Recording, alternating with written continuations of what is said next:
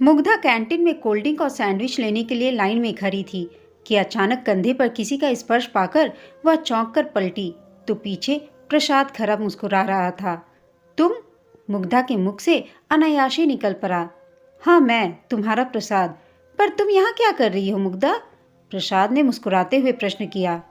जोर से भूख लगी थी, सोचा एक सैंडविच लेकर कैब में बैठकर खाऊंगी। मुग्धा हिचकिचाते हुए बोली। चलो मेरे साथ, कहीं बैठकर चैन से कुछ खाएंगे। प्रसाद ने बड़े अपनेपन से उसका हाथ पकड़कर खींचा। मुग्धा बोली, नहीं, मेरी कैब चली जाएगी, फिर कभी। मुग्धा ने पीछा छुड़ाना चाहा। कैब चली भी गई तो क्या हुआ मुग्धा, मैं तुम्हें छोड़ दूंगा। प्रसाद हंसा। नहीं आज नहीं, मैं जरा जल्दी में हूँ, माँ के साथ जरूरी काम से जाना है। मुग्धा अपनी बारी आने पर सैंडविच और कोल्ड ड्रिंक लेते हुए बोली। उसे अचानक ही कुछ याद आ गया था। क्या समझूं मैं, क्या अभी भी तुम नाराज हो? प्रसाद ने उलाहना दिया। नाराज? इतने लंबे अंतराल के बाद तुम्हें देखकर कैसा लग रहा है यह मैं कह नहीं सकती। वैसे हमारी भावनाएं भी सदा एक जैसी कहाँ रहती हैं, वे भी तो परिवर्तित होती रहती हैं। ठीक है, फिर मिलेंगे, पर इतने समय बाद तुमसे मिलकर अच्छा लगा। मुग्धा पार्किंग में खड़ी कैब की तरफ भागी। कैब में वह आंखें मूंद स्तब्ध बैठी रही। समझ में नहीं आया कि यह क्या था, सपना या सच। 3 वर्ष बाद प्रसाद कहाँ से अचानक प्रकट हो गया और ऐसा व्यवहार कर रहा था मानो कुछ हुआ ही नहीं। हर एक घटना उसकी आंखों के सामने जीवंत हो उठी। कितना जी जान से उसने प्रसाद को चाहा था। उसका पूरा जीवन प्रसादमय हो गया था। उसके जीवन पर मानो प्रसाद का ही अधिकार हो गया था। कोई भी काम करने से पहले उसकी अनुमति जरूरी थी। घर बाहर सभी जानते थे कि वे दोनों को बहुत पसंद करते हैं और एक दूसरे के लिए ही बने थे। उसने भी प्रसाद के साथ अपनी भावी जीवन की मोहक छवि बना रखी थी, पर एक दिन अचानक उसके सपनों का महल भरभरा कर गिर गया था। उसके कॉलेज के दिनों का मित्र शुभम उसके एक पार्टी में मिल गया। दोनों पुरानी बातों को याद करके आनंद विभोर हुए जा रहे थे। तभी प्रसाद वहां आ पहुंचा। उसकी भाव भंगिमा से उसकी अप्रसन्नता साफ झलक रही थी। उसकी नाराजगी देखकर शुभम भी परेशान हो गया था। प्रसाद, यह शुभम है, कॉलेज में हम दोनों साथ पढ़ते हैं। हड़बड़ाहट में उसके मुंह से निकला था। वह तुम्हें देखते ही समझ गया था, बड़ी पुरानी घनिष्ठता लगती है। प्रसाद व्यंग से बोला। बात बढ़ते देखकर शुभम ने विदा ली थी, पर प्रसाद का क्रोध शांत नहीं हुआ था। प्रसाद, तुम्हें शुभम से इस तरह पेश नहीं आना चाहिए था, वह ना जाने क्या सोचता होगा। मुग्धा ने अपनी अप्रसन्नता प्रकट की। ओह, उसकी बड़ी चिंता है तुम्हें, पर तुम्हारा मंगेतर क्या सोचेगा इसकी चिंता न के बराबर है तुम्हें। माफ करना, अभी मंगनी नहीं हुई है हमारी, और यह भी मत भूलो कि भविष्य में होने वाली हमारी मंगनी टूट भी सकती है। मंगनी तोड़ने की धमकी देती हो? तुम क्या तोड़ोगी मंगनी, मैं ही तोड़ देता हूँ। प्रसाद ने उसे एक थप्पड़ जड़ दिया था। क्रोध और अपमान से मुग्धा की आंखें छलछला आई थी। मैं भी ईंट का जवाब पत्थर से दे सकती हूँ प्रसाद, पर मैं व्यर्थ की कोई तमाशा खड़ा नहीं करना चाहती। मुग्धा पार्टी छोड़कर चली गई। कुछ दिनों तक दोनों में तनातनी चली थी। दोनों एक दूसरे को देखते ही मुंह फेर लेते। मुग्धा प्रतीक्षा करती रही कि कभी तो प्रसाद उससे क्षमा मांगकर उसे मना लेगा, पर वह दिन कभी नहीं आया। फिर अचानक ही प्रसाद गायब भी हो गया। मुग्धा ने उसे ढूंढने में दिन रात एक कर दिए, पर कुछ पता नहीं चला। दोनों के झांसा मित्र उसे दिलासा देते कि स्वयं ही लौट आएगा, पर मुग्धा को भला कहाँ चैन था। धीरे धीरे मुग्धा सब समझ गई थी। प्रसाद केवल प्यार का दिखावा करता था। सच तो यह था कि प्रसाद के लिए अपने अहम के आगे किसी की भावना का कोई महत्व ही नहीं था।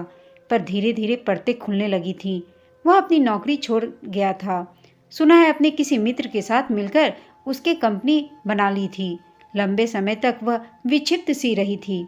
उसने खाने पीने का भी होश नहीं था, न ही पहनने ओढ़ने का। यंत्रवत वह ऑफिस जाती और लौटकर अपनी ही दुनिया में खो जाती। उसके परिवार ने संभाल लिया था उसे। कब तक उसका नाम लेकर रोती रहेगी बेटे? जीवन के संघर्ष के लिए स्वयं को तैयार कर। यहाँ कोई किसी का नहीं होता, सभी संबंध स्वार्थ पर आधारित है। उसकी माँ चंदा गहरी सांस लेकर बोली थी। मैं तो कहता हूँ कि अच्छा ही हुआ जो वह स्वयं ही भाग गया, वरना तेरा जीवन दुख में बना देता। पापा अपने चिर परिचित अंदाज में बोले। जी पापा। वह केवल स्वीकृति में सिर हिलाने के अतिरिक्त कुछ नहीं बोल पाई थी। तो ठीक है, तुमने अपने मन की करके देख ली, एक बार हमारी बात भी मानकर देख लो। तुम्हारे सपनों का राजकुमार लाकर सामने खड़ा कर देंगे, उसकी आवश्यकता नहीं है पापा। मुझे शादी की कोई जल्दी भी नहीं है। कोई अपनी पसंद का मिल गया तो ठीक है, वरना मैं जैसी हूँ ठीक हूँ। सुना तुमने? यह है इसका इरादा। अरे समझाओ, यह सदा नहीं बैठी रहेगी। उसकी माँ चंदा बदहवास सी बोली।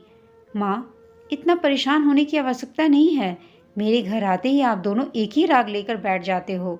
मैं सोचती हूँ कि कहीं और जाकर रहने लगूँ। बस यही कमी रह गई है।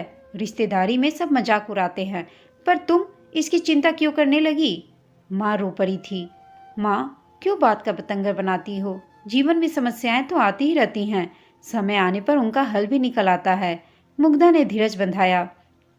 पता नहीं हमारी समस्या का हल कब निकलेगा। मुझे तो लगता है कि तुम्हें उच्च शिक्षा दिलाकर हमने गलती की है। तुम्हारी बड़ी बहनों रिंकी और विभा के विवाह इतनी सरलता से हो गए, पर तुम्हारे लिए हमें नाकों चने चबाने पड़ रहे हैं। विभा कल ही आई थी। तुम ऑफिस में थी, इसलिए मुझसे बात करके चली गई। उसका देवर परख इंग्लैंड से लौट आया है। अर्थशास्त्र में पीएचडी करके किसी बैंक में बड़ा अफसर बन गया है। तुम्हारे बारे में पूछताछ कर रहा था। तुम कहो तो बात चलाएं उससे। परख? मुग्धा चौंक गई। यह क्या कह रही हो माँ? विभा दीदी ने ही तो इस बात का सबसे अधिक विरोध किया था। कहती थी कि एक ही घर में दो बहनों का विवाह ठीक नहीं लगता, बाद में समस्या हो सकती है। अब तो इस बात को 4 वर्ष होने को आए। अब अचानक उनके विचार कैसे बदल गए माँ? अचानक मुग्धा को पुरानी एक एक बात याद आ गई थी। अब बात दूसरी है। विभा की सास की रुचि है इस विवाह में। कहती हैं दोनों बहनों के एक घर में आने से भाइयों में प्यार बना रहेगा। अजीब बात है माँ। मेरे विवाह के लिए सबके अपने अपने कारण हैं। मुझे तो समझ में नहीं आता कि क्या कहूँ। मुग्धा ने व्यंग किया। होता है, ऐसा ही होता है। सब अपने फायदे की सोचते हैं, पर मैं तो केवल तेरे लाभ के बारे में सोच रही हूँ बेटा। जाना पहचाना परिवार है और परख के स्वभाव से भी हम सब परिचित हैं। वह जहाँ पहुँच जाता है बाहर आ जाती हैं। तुझे खूब खुश रखेगा। माँ किसी प्रकार अपनी बेटी को राजी करने में जुटी थी। नहीं माँ, मैंने तो हथियार डाल दिए हैं। सच पूछो तो मेरे विवाह में रुचि नहीं है। मुग्धा आहत स्वर में बोली। सच तो यह था कि प्रेम के नाम पर उसे धोखा मिला था। तेरी रुचि नहीं है तो ना सही, मेरे लिए तो हाँ कर दे। सुखी गृहस्थी देखने की मेरी तेरी बहुत कम तमन्ना है। तेरा विवाह किए बिना इस दुनिया से जाना नहीं चाहती। माँ दयनीय स्वर में बोली तो मुग्धा हंस पड़ी। क्या कह रही हो माँ? मैं अपने किसी कार्य से तुम्हें दुखी नहीं करना चाहती, पर कुछ भी निर्णय लेने से पहले मैं परख से अवश्य मिलना चाहूंगी। मुग्धा अनमने भाव से बोली। माँ को गठिया से अकर हाथ पैर में नई जान आ गई थी। वे सीधे विभा के ससुराल जा पहुंची। विभा की सास की आंखों में उन्हें देखते ही चमक आ गई। मैंने तो विभा के हाथों संदेशा भेजा था। बहुत दिनों बाद परख ने अपने मन की बात बताई। मैं तो सुनकर हैरान रह गई। विभा से पूछा तो उसने ही बताया कि परख तो सदा से मुग्धा का दीवाना था, पर विभा को लगा कि एक ही परिवार में दोनों बहनों का विवाह ठीक नहीं लगता। मैंने ही उसे समझाया। इससे अच्छा भला क्या होगा? दोनों भाइयों के बीच प्यार बना रहेगा। आशा है आपने मुग्धा के मन की था ले ली होगी। मेरा वश चले तो मैं आज ही हाँ कर दूं, पर हमारे चाहने से क्या होता है? वह तो परख से मिले बिना कोई निर्णय लेना नहीं चाहती। आप तो आजकल के बच्चों को जानती ही हैं। आपका हमारा जमाना तो रहा नहीं कि जब माता पिता के सामने बच्चे ऊंची आवाज़ में बात नहीं करते थे। जमाना सदा एक सा नहीं रहता। सच तो यह है कि हम लोग तो घुट घुट कर जी लिए, कभी अपने मन की नहीं कर पाए। अगली पीढ़ी को देखकर इतना संतोष तो होता है कि वे अपने जीवन को अपनी शर्तों पर जी रहे हैं। दोनों समधी बात कर रहे थे। अगले सप्ताह ही परख आ रहा है, तभी दोनों मिलकर कोई निर्णय ले ले तो दोनों की मंगनी कर देंगे और शीघ्र ही शादी। हम लोग भी जितनी जल्दी मुक्त हो जाएं अच्छा है। परख और मुग्धा मिले तो काफ़ी देर तक दोनों के बीच मौन पसरा रहा। हैप्पी कॉफ़ी हाउस की जिस मेज के दोनों ओर वे एक दूसरे के आमने सामने बैठे थे, 4 वर्ष पहले भी दोनों ठीक वहीं बैठा करते थे।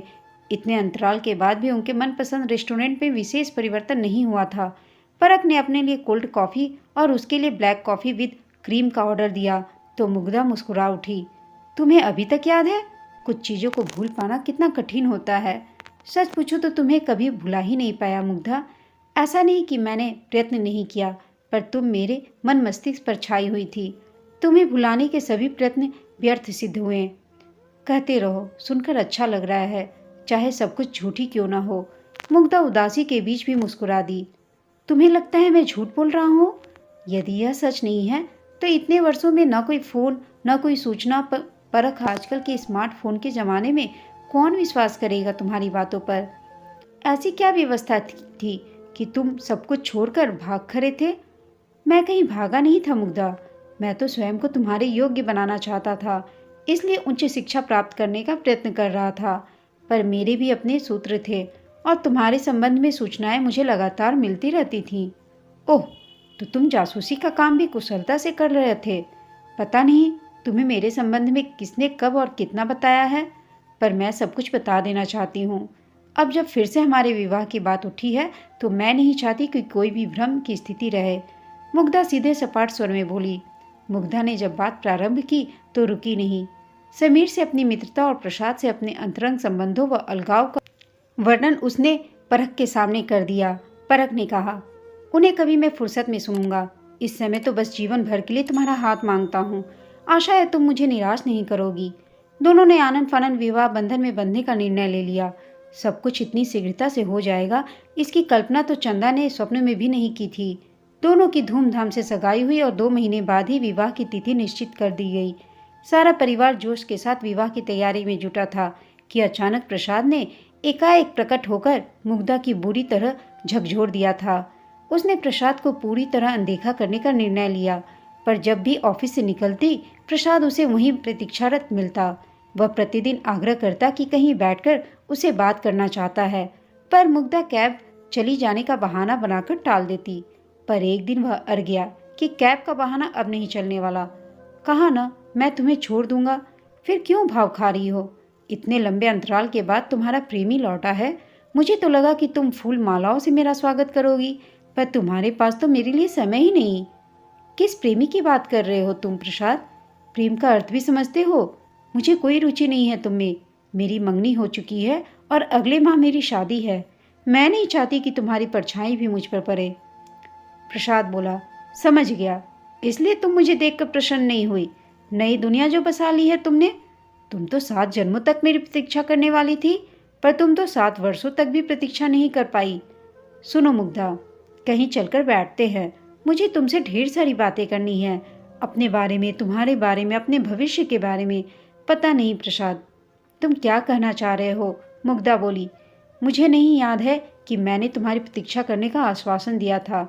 आज मुझे माँ के साथ शॉपिंग करनी है। वैसे भी मैं इतनी व्यस्त हूँ कि कब दिन होता है कब रात पता ही नहीं चलता। मुग्धा ने अपनी जान छुड़ानी चाहिए।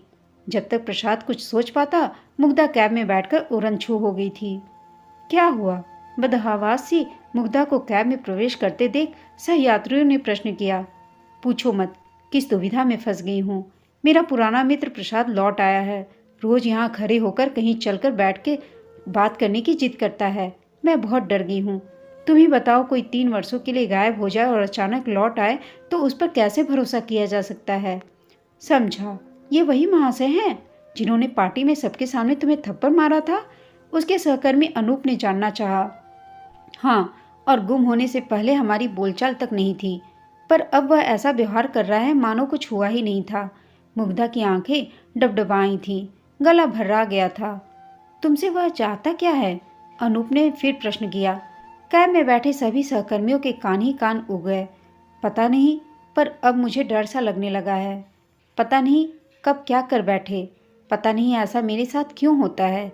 मुग्धा की बात सुनकर सभी सहकर्मी में सरसरी सी फैल गई। थोड़ी देर विचार विमर्श चलता रहा। मुग्धा, तुम्हारा डर अकारण नहीं है। ऐसे पागल प्रेमियों से बचकर रहना चाहिए। पता नहीं कब क्या कर बैठे। सबने संवेद स्वर में अपना डर प्रकट किया। मेरे विचार से तो मुग्धा को इन महाशय से मिल लेना चाहिए। अनूप, जो अब तक सोच विचार की मुद्रा में बैठा था, गंभीर स्वर में बोला। अनूप, तुम ऐसा कैसे कह सकते हो? बेचारी को शेर की मान में जाने को बोल रहे हो? मुग्धा की सहेली मीना बोली। यह मत भूलो कि 3 वर्षों तक मुग्धा स्वेच्छा से प्रसाद से प्रेम की पींगे बढ़ाती रही थी। मैं तो केवल यह कह रहा हूँ कि विवाह से पहले इस पचड़े को सुलझाने के लिए प्रसाद से मिलना आवश्यक है। कब तक डरकर दूर भागती रहेगी? फिर यह पता लगाना भी तो आवश्यक है कि प्रसाद बाबू इतने वर्षों तक थे कहाँ।